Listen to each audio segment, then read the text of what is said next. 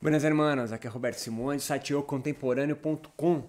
E eu convido vocês aqui, nesses em torno de 8 minutos, vamos tentar trazer os 4 períodos históricos do yoga como chave interpretativa para você conseguir compreender melhor quando for pegar um livro, um texto, ouvir uma palestra, compreender a linha no qual o yoga pode ser dividido historicamente, socialmente também, obviamente, tá?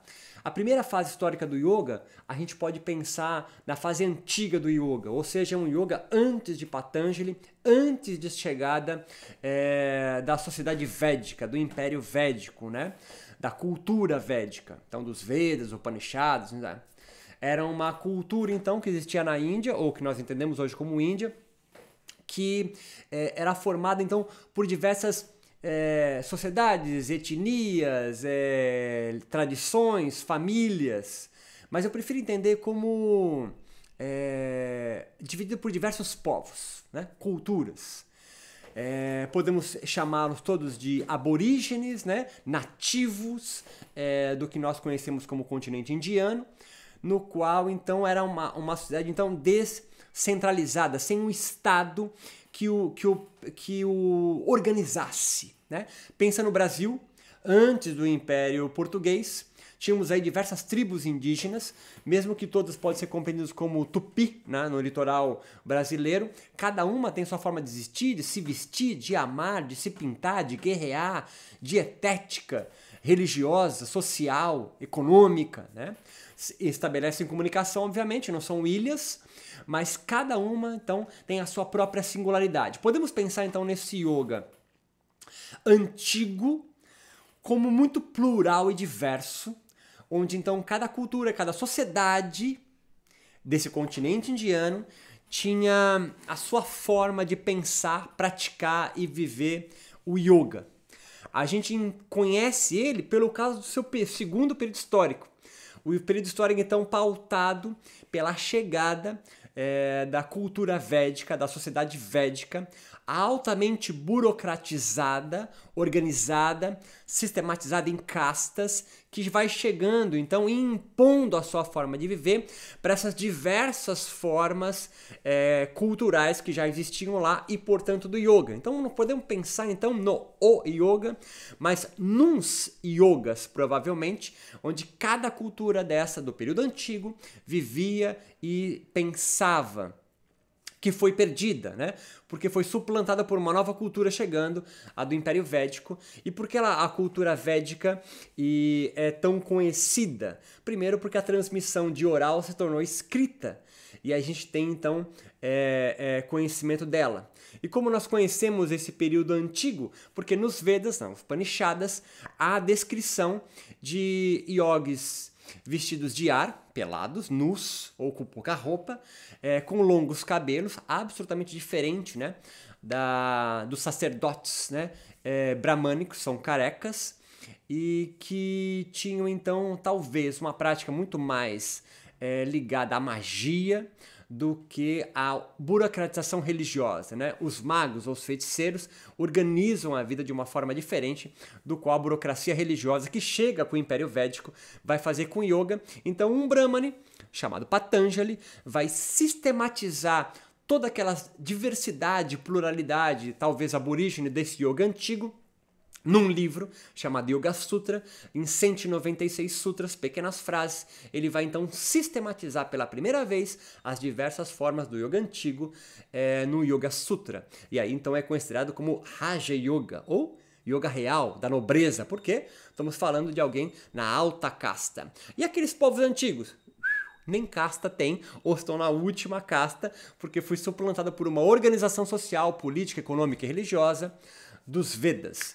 E aí nós vamos ter então o yoga adentrando nesse segundo período histórico como um darshana. Pela primeira vez, yogas, né, primitivos, né, de povos primitivos, aborígenes, nativos da Índia, vai então fazer parte do panteão hindu, da religião bramânica, da religião hinduísta, fazendo parte de um darshana. Patanjali vai ter influência da religião Sankhya, ou do Darshana Sankhya, e vai sistematizar aquelas práticas aborígenes no qual os Vedas, os Védicos, os Brahmanes entram em contato pela primeira vez. O terceiro período histórico é o período histórico pós-clássico, pré-moderno ou medieval, que vai ser fundado, vai ser calcado na forma de pensar o yoga dos Hatha Yogas, 3 livros clássicos desse período. Hatha Yoga Pradipika, ou Pradipika, Granda Samhita e Shiva Samhita.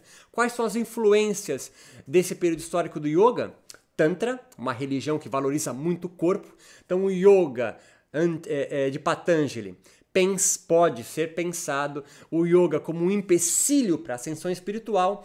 Com o Tantra, o yoga é o único veículo para se ascender espiritualmente. Há uma mudança ontológica gigante. O corpo, então, como receptáculo das impurezas, para ser purificado pelas práticas do yoga para ascender espiritualmente. E no período medieval nós temos o corpo como um veículo para ascender. Não é uma impureza, pelo contrário, é ele que possibilita a gente ascender espiritualmente. Outra influência muito importante nesse período histórico chamado Hatha Yoga, o medieval, é os sufistas, a parte mística do Islã ou dos muçulmanos, que, ao contrário de sacerdotes burocráticos, os místicos, outros agentes religiosos, estabelecem uma comunicação direta com o mundo divino, espiritual, sagrado, sem a intermediação de sacerdotes.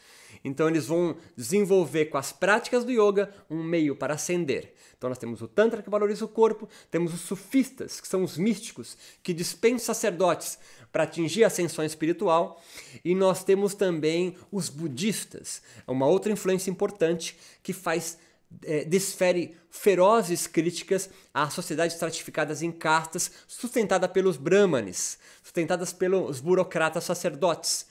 Então, o Hatha Yoga vai ter uma influência muito forte de uma nova forma de pensar, sobretudo, e vai calcar um yoga, então, muito mais prático, muito mais atuante no dia a dia, na vida vivida. Muito menos que Patanjali. Podemos pensar as sutras de Patanjali, sensacional, imprescindível, mas muito mais moralista, né? Ditando regras de conduta, ditando o que é certo e o que é errado, os yamas e niyamas. Então ele vai determinar um caminho óctuplo para ascender ao caminho a Kaivalya, ou a libertação, ou o Samadhi, o Nirvana, Moksha, alguma coisa similar a isso. Nesse período histórico medieval, então, a grande mudança que nós temos são duas. Primeiro, o corpo se torna algo muito importante para o Hatha Yoga. As influências são diversas. Uma outra influência que eu esqueci é a medicina Ayurveda, que vai ajudar o Hatha Yoga a prolongar a sua vida em busca da imortalidade, né? E vai, então, levar a segunda coisa importante desse período histórico medieval, vai colocar o yogi nas outras castas, né? Levar o yoga para outras castas e não ficar só entre a casta dominante, né? O último período histórico nosso é o período histórico moderno. Moderno significa um yogi que usa iPad, mas é que vive no período moderno do mundo ou da história. E aí então nós temos um marco histórico disso é quando Vivekananda sai da Índia e vai para uma outra sociedade que não é calcada, nem conhece o hinduísmo, nem muito menos estratificada em castas. O Vivekananda, discípulo de Ramakrishna, vai ser convidado a participar do primeiro Parlamento Mundial das Religiões em 1893 ou 97, e vai levar, então, como representante do hinduísmo, o yoga para ser explicado. E o yoga, então, por Vivekananda, é que vai pela primeira vez estreitar a relação com a biomedicina ocidental. Então, como é que ele faz para explicar glândulas, explicar chakras, fazendo uma correlação com as glândulas endócrinas? Como é que ele faz para explicar os nadis, Ida e Pingala, Sol e Lua, que aquece e esfria? Como ser nervoso simpático e parasimpático? Então é Vivekananda pela primeira vez que estreita essa relação entre a fisiologia sutil do yoga com a fisiologia então orgânica da biomedicina, e vai levar então o yoga a ser disseminado para sociedades, culturas, religiões, sobretudo sociedades que não conhecem o hinduísmo. Então vai ter que ter inovações, adaptações na linguagem do yoga. Vivekananda pela primeira faz isso, e todos os yogis modernos a partir dele, Kuvalayananda, Shivananda, Yogananda, Krishnamacharya, e aí Iyengar e Joyce e outros, obviamente, vão fazer uma estreita relação com culturas, sociedades não hinduístas, com o saber, então, yógico, darshana, da religião hinduísta. Nesse período então histórico moderno no que nós vivemos, nós somos muito mais herdeiros do Hatha Yoga do período medieval do que de Patanjali. Mas Patanjali, pela sua sistematização, vai ainda ser muito conhecido no período moderno. Então nós temos aí 4 fases históricas do yoga. Antigo, antes da invasão védica, o período clássico, com Patanjali e todo o conhecimento védico que vai sistematizar o yoga e fazer adentrar como um darshana, um ponto de vista do hinduísmo filosófico.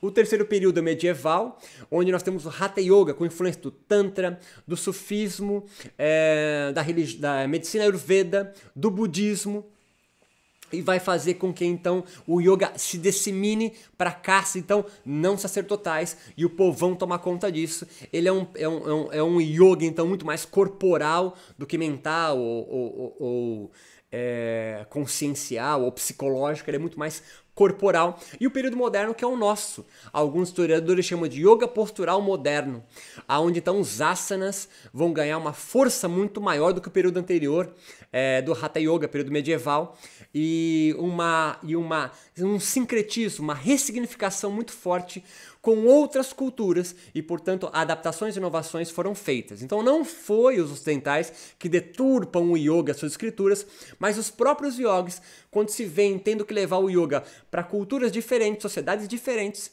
religiões diferentes, organizações diferentes, formas de ver o mundo diferentes, adaptam-se então sobre a principal perspectiva que nós ocidentais compreendemos e legitimamos a realidade, que é pela ciência. Então o yoga adentra de carona com a biomedicina. Mas outras influências do período moderno, a educação física, a biomedicina, obviamente, a ciência, mas também a religião judaico-cristã, que vai fazer também que o yoga se dissemine em outros locais do planeta. E hoje a gente entende, por exemplo, dessa influência, que Jesus foi um grande yogi, né? Isso não foi Hermógenes que pensou, yogis indianos já faziam essa correlação, porque não esqueçam, a Índia foi colonizada pelos ingleses até 47, 1800 e bolinha, até 1947. Então tem muito da influência da educação física, da ciência, da biomedicina e também da religião judaico-cristã. Espero tenha contribuído com você com algumas chaves interpretativas para facilitar você a adentrar a um estudo mais profundo sobre a história, a sociologia, a antropologia e a filosofia do yoga. Muito obrigado. Aguardo você nos próximos vídeos e convido você a ouvir meus podcasts Yoga Contemporâneo e a também assinar minha plataforma de estudos à distância, yogacontemporâneo.com. Você vai ter mais informações sobre isso e acesso a uma dezena de cursos que eu disponibilizo para vocês de baixo custo na minha plataforma. Forte abraço, até a próxima!